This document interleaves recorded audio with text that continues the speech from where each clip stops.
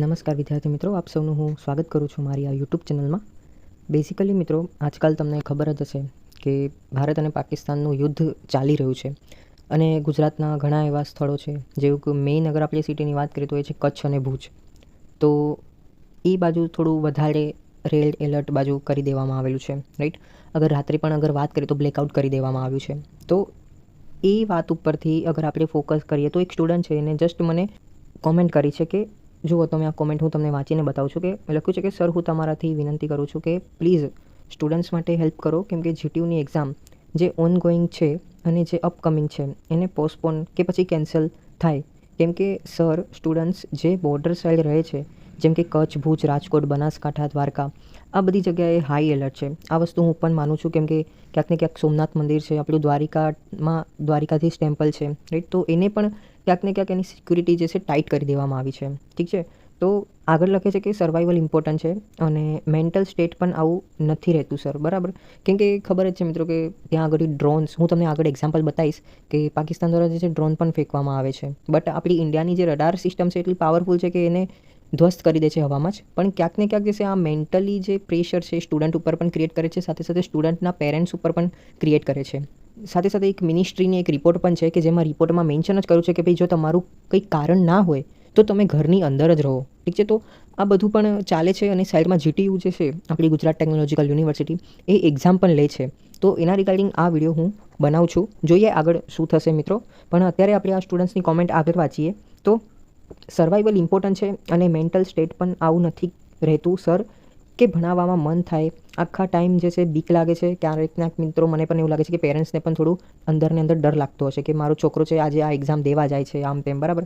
ક્યાંક પણ ડ્રોન જે છે અટેક કરી શકે છે, મિસાઇલ ફાયરિંગ થઈ શકે છે, બરાબર. નરેન્દ્ર મોદી સ્ટેડિયમને પણ ટાર્ગેટમાં રાખવામાં આવ્યો છે, આ સ્ટુડન્ટનું કહેવું છે એવું. આગળ લખે છે કે પ્લીઝ તમે અમારી હેલ્પ કરી શકો છો, અમારી પાસે બીજો કંઈ રસ્તો નથી જીટીયુથી કોન્ટેક્ટ કરવાનો. તો મિત્રો, આના રિગાર્ડિંગ હું એટલું તમને હેલ્પ કરી શકું કે કોઈ એવા સ્ટુડન્ટ્સ છે જે ખરેખર ચાહે છે કે એક્ઝામ પોસ્ટપોન થાય, ઠીક છે. તો આ વિડીયોને જે છે તમે કોમેન્ટમાં એટલીસ્ટ લખો તમારા રિવ્યૂઝ. એમ તો મેં જીટીયુની જે મારી ઇન્સ્ટાગ્રામ છે તો એમાં મેં સ્ટોરી તો મૂકેલી હતી કે તમારો ઓપિનિયન શું છે. તો મોટે ભાગે 85% પીપલ જેણે રિવ્યૂ કરેલા છે એવું જ કરેલું છે કે ભાઈ એક્ઝામ એટલીસ્ટ જે કચ્છ ભુજ સાઈડના લોકો છે, રાઈટ, તો એ લોકોની તો પોસ્ટપોન થવી જ જોઈએ. હવે તમારા માઇન્ડમાં એક ક્વેશ્ચન હશે કે શું આવું પહેલાં થયેલું હતું કોઈ દિવસ? તો હા મિત્રો, હું તમને પુરાવા પણ આપીશ કે કઈ એવી સિચ્યુએશન હતી કે જેમાં જીટીયુએ કચ્છ ભુજના એરિયાની એક્ઝામ કેન્સલ કરી હતી, આઈ મીન પોસ્ટપોન કરી હતી. એ હું આગળ તમને વિડીયોમાં બતાડીશ જ.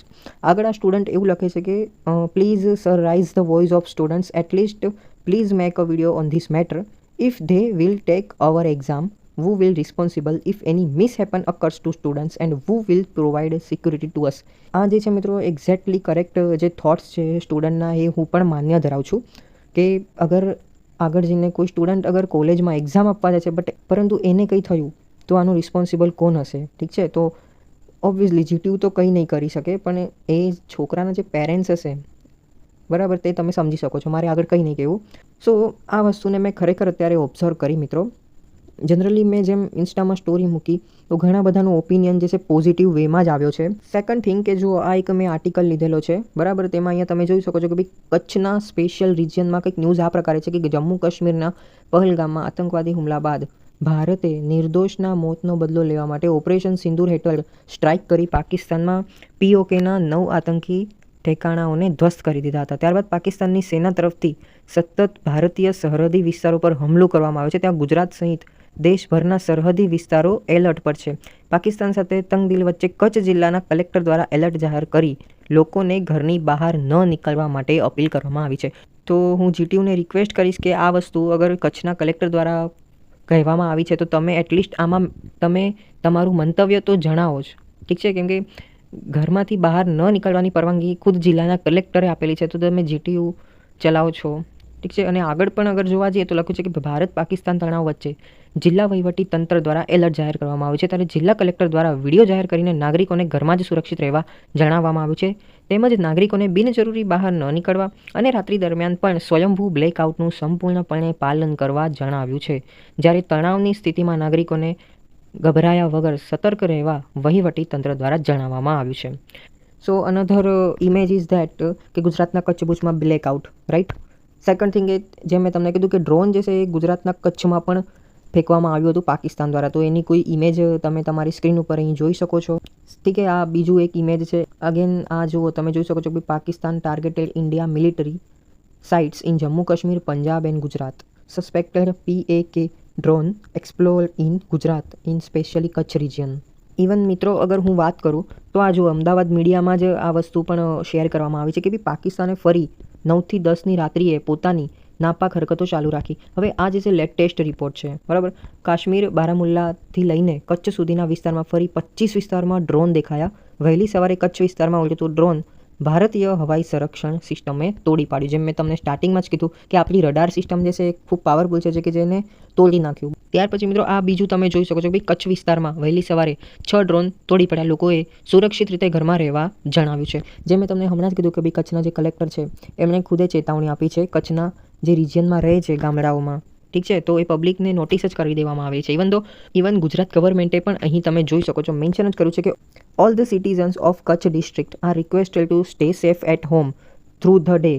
Also not citizen should get out unnecessarily. All citizens are requested to follow the complete blackout during the night as well. એટલે કે નાઇટમાં પણ તમારે ફોલો કરવાનું છે ને ડેમાં તો ફોલો કરવાનું જ છે, બરાબર. Your corporation is vital for the Nations safety. Even ધો આનું અગર ગુજરાતીમાં પરિણામ કરીએ તો એવું લખ્યું છે કે તંત્ર દ્વારા લોકોને દિવસ દરમિયાન પણ ઘરમાં સુરક્ષિત રહેવાનું જણાવ્યું છે. તો પ્લીઝ અગર GTUના કોઈ ફેકલ્ટી મેમ્બર્સ અગર આ મારો વિડીયો જોવે છે તો હું એમને હમ્બલ રિક્વેસ્ટ કરીને કે એટલીસ્ટ તમે કચ્છના રિજિયનમાં જે સ્ટુડન્ટ્સ છે, આઈ થિંક એ ઝોન 4 ઝોન 5માં આવે છે, તો એટલીસ્ટ એ રિજિયનવાળા જે પબ્લિક છે એની એક્ઝામ પોસ્ટપોન કરો, કેમ કે આવું પહેલાં પણ થયેલું છે. હવે જુઓ મિત્રો, જેમ મેં તમને સ્ટાર્ટિંગમાં કીધું કે શું પહેલાં પણ આવું થયેલું છે, તો એનું એક સર્ક્યુલર છે GTUની ઓફિશિયલ વેબસાઇટમાં જ મેં પોતે પણ આના રિગાર્ડિંગ વિડીયો પણ બનાવ્યો છે. શું થયું હતું કે બાયપરજોય સાયક્લોન, બરાબર, 2023માં આ સાયક્લોન બહુ એવું ઉપડ્યું હતું કે જે મેઇનલી જોવા જઈએ તો કચ્છ ભુજ જે રિજિયન છે એ બાજુ જ સૌથી વધારે હતું. તો એ બાબતને ધ્યાનમાં લઈને GTUએ કેવું કર્યું હતું કે રાજકોટ છે, ભુજ છે, એટલે કે ટૂંકમાં ઝોન 4 પછી ઝોન 6, બરાબર, કે જેમાં ઝોન 4માં રાજકોટ આવી ગયું, ઝોન 6માં ભુજ અને કચ્છ, તો એ લોકોની પ્રેક્ટિકલ એક્ઝામ છે એ પણ પોસ્ટપોન કરી દેવામાં આવી. અને સેકન્ડ થિંગ જે આ બીજું સર્ક્યુલર છે એમાં તમે જુઓ તો એમ લોકોની સમરની પણ જે એક્ઝામ હતી ને એ પણ જે છે થિયરી એક્ઝામ પોસ્ટપોન કરી દીધી. સો GTU અગર કોઈ વિડીયો જોવે છે તો મારી હમ્બલ રિક્વેસ્ટ છે કે અગર ગુજરાત ગવર્મેન્ટ અગર સપોર્ટ કરે છે પબ્લિકને કે ભાઈ તમે ઘરે રહો, તો પ્લીઝ તમે પણ આ વસ્તુને તમે ફોકસ કરો.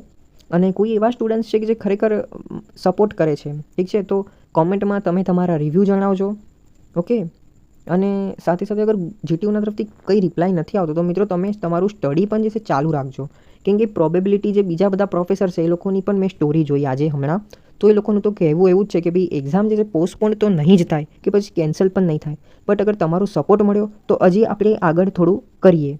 બસ તમારો સપોર્ટ જોઈએ. આ વિડીયોને તમે તમારા મિત્રો સાથે શેર કરો અને એટલીસ્ટ કહો કે આ વિડીયોના કોમેન્ટ સેક્શનમાં કોમેન્ટ કરે તમારો રિવ્યૂ શું છે, ઠીક છે મિત્રો.